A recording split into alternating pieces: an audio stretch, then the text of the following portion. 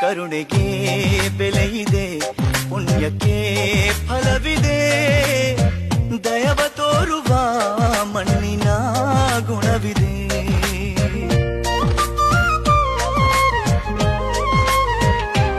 ಸಾವಿನ ಸುಳಿಯಲಿ ಸಿಲುಕಿದ ಜೀವಕ್ಕೆ ಜೀವ ನೀಡುವ ಹೃದಯವೇ ದೈವವು ಹರಿಸಿದ ಕೈಗಳು ನಮ್ಮನ್ನು ಬೆಳೆಸುತ್ತಾ ವಿಧಿಯ ಬರಹವಾಗಿ ಮೌನದಲ್ಲೇ ನಮ್ಮನ್ನು ಕಾಯುತ್ತಾ ಪ್ರತಿಫಲ ಬಯಸದೆ ತೋರಿದ ಕರುಣೆಯು ಮೊದಲು ಮನುಷ್ಯನೆಂಬ ಸಾರ್ಥಕತೆಯ ನೆಮ್ಮದಿ ತರುವುದು, ನೆಮ್ಮದಿ ತರುವುದು. ಏನಾಗಲಿ ಮುಂದೆ ಸಾಗುನೇ